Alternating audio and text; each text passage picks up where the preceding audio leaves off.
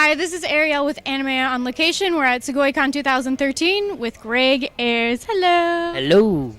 So, Sugoicon ends your year and OhioCon opens your year. How have you been since we last talked, and how's your convention work been going?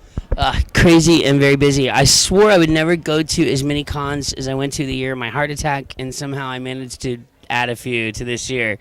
I actually have one more con after this. I go to a con called Anime, which the video of me rolling over the bootleg with a steamroller is kind of infamous now, but it's a convention run by my friends in Portland, Maine, and they're the guys that did the Anime Defense Fund and bootlegfree.org, and really great guys, and that's how I'm ending my year this year. The cooler part is I'll actually get some cold weather because I'll be in Maine in November, and then I've already started prepping for OhioCon, booking music acts and getting new, louder things for the rave this year, new smoke machines. But con work is con work. It's fun. It's tiring, but it's fun. So hardest thing is I just moved into a new house. So packing when you're already packed in different boxes has been a chore. So yeah. And tell us about how much you enjoy chatting with the fans. I mean, it's pretty much the reason why you go do a convention tour every year. Yeah, I even said, somebody asked me at a con, they were like, well, why do you've been doing this for so long, and I'm pretty open about there's things I don't like about my job, but the thing that keeps me coming back is fans, anime fans, and like what a difference conventions makes in people what a difference conventions make in people's lives, and just being a part of something that's this fun and inclusive for everybody. And that's pretty much the whole reason to leave home. I mean, I know some people go to conventions to make money. We know who those people are. But, like, to me, if I did enjoy being here, there would be no amount of money on earth worthwhile to make me, give up my family and my video games and my fat prairie dog and all that. So, yeah. And the chatter also continues on Twitter. And is this still your choice of social media? I do like Twitter. My Facebook, I don't like my Facebook so much because it limits how many people can be on your Facebook. I also like the idea of Twitter that just because somebody wants to follow me, I don't have to be their friend, which sounds horrible, but like I follow a lot of musicians.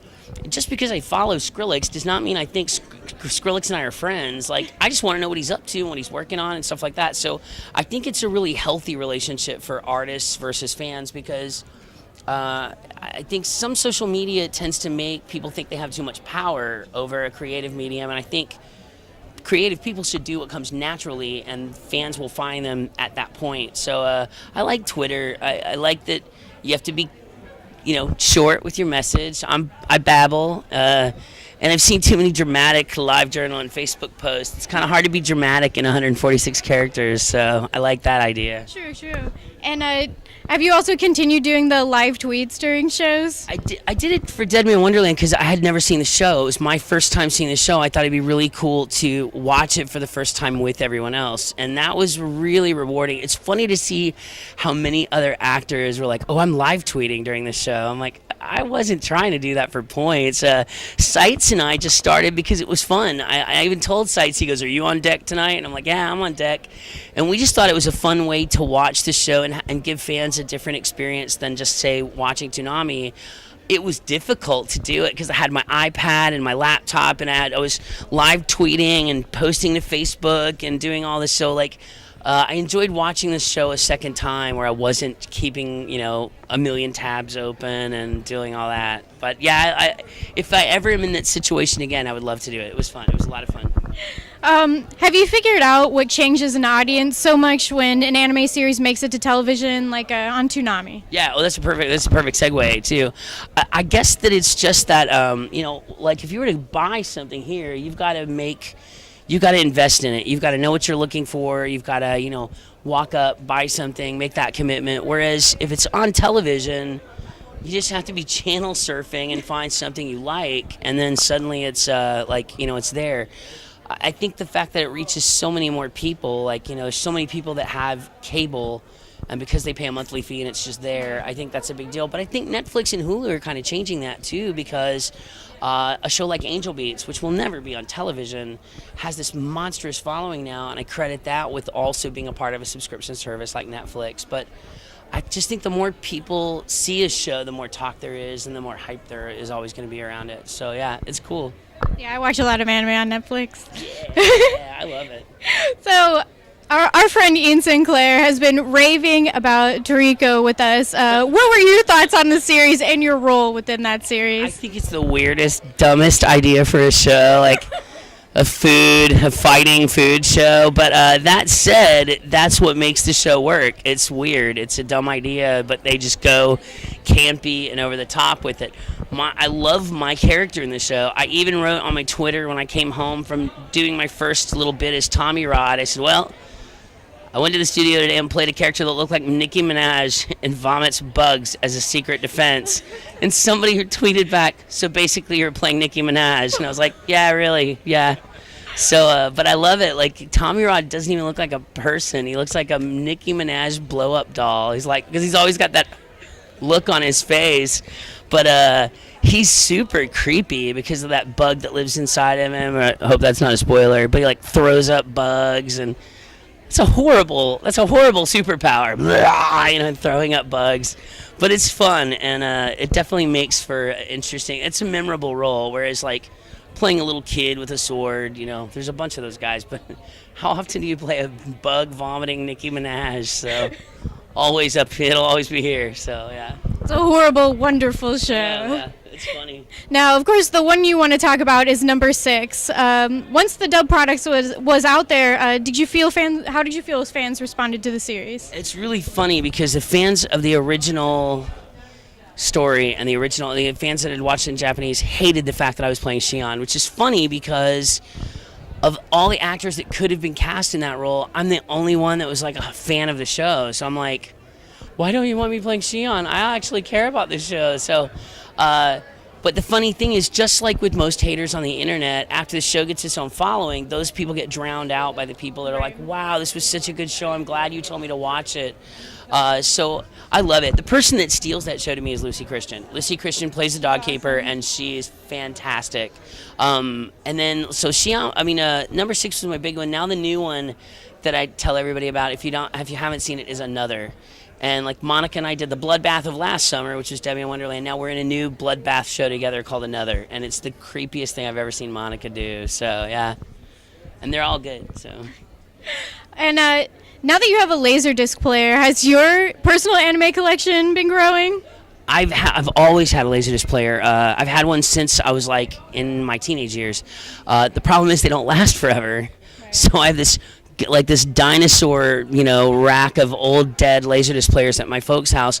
I just got a brand spanking new. It looks like it just came out of the box, and I know it's old. It's probably got 25-year-old model, but it's in pristine condition. So I've been watching all my old Laserdisc. But the cool thing is, for instance, the Miyazaki Museum Collection, when that box set came out, it was like $1,500. It was some outrageous price. Now you can pick up a used copy for like $200 on Laserdisc. So I'm like, and I can pick up almost any Laserdisc I want that's not a collector's item. Like Lensman, if you want to find Lensman, luckily I already have it. If you want to find that, you're going to pay like $80, $90. But like, the Lane discs are still findable. The Tenchi Muyo discs are still findable, and they're all dirt cheap. So because they're not making new Laserdiscs. The coolest thing I've picked up, I had the Japanese director's cut of Blade Runner, and it got scratched in a move, and I don't know why, because I always threw away the plastic slip sleeves and got the paper ones. Somehow or another, and this got a big gash on it, and I just found another copy of it for $15. So, as opposed to like the $70 I paid for it when it first came out, but that's the way it goes. So yeah, I'm probably my collection's gonna get bigger, and it's now my Laserdisc player is now in my music studio, so it's like perfect location. Yeah. Awesome. So I know you talked about a couple things, but are there any current projects or upcoming projects that you would like to talk about at this time? Yeah. Another, like I already said, Another's not for the faint at heart. So if you were looking for a good story, I just did a show called Kokoro Connect, which is a real neat, like, brainy story about a group of kids that are like high school friends, and this phenomena occurs. You don't have any. This person appears and says you will be subject to a phenomena. Da da da da da da. And they don't know what it is. Well, the first thing is they all switch bodies. and then later they can hear each other's thoughts, which is horrible because they're teenagers. And there's some really funny moments there, and then they change age later. It's a really neat story, just because those three weird phenomena complicate these high school students' lives pretty greatly. I just did a show called Little Busters, and I'm really excited about. They finally announced that I'm in AKB, so I'm in the Singing Girls show. Don't have to sing in that one. And there's a few new projects. There's one for Funimation that I wish I could talk about, but I can't yet. So, but yeah, there's a lot of stuff on the horizon. And Sentai is cranking out stuff like crazy right now. So I'm always working on 3 or 4 things for them at a time. So lots of new stuff, lots and lots of new stuff. Yeah, we all love to hear that. Yeah. And what message do you have for all your anime fans heading out into the new year or the next year? Keep being awesome and be nice to each other. This is us. This is our world. And like lately, there's been some people kind of acting stupid, being nasty to other fans. If you don't like Homestuck, go watch Initial D or go play video games. If you don't like video games, there's jiggling boobs in a video room somewhere. The whole idea is this is, for all of us. And so y'all be nice to each other. You take care of each other because we're the only people that can take care of each other. So listen to him. He knows. He knows what's up. So this has been Arielle with Anime on Location. We've been here with Greg Ayres. Wonderful. As always, stay classy, Sugoicon. Peace out.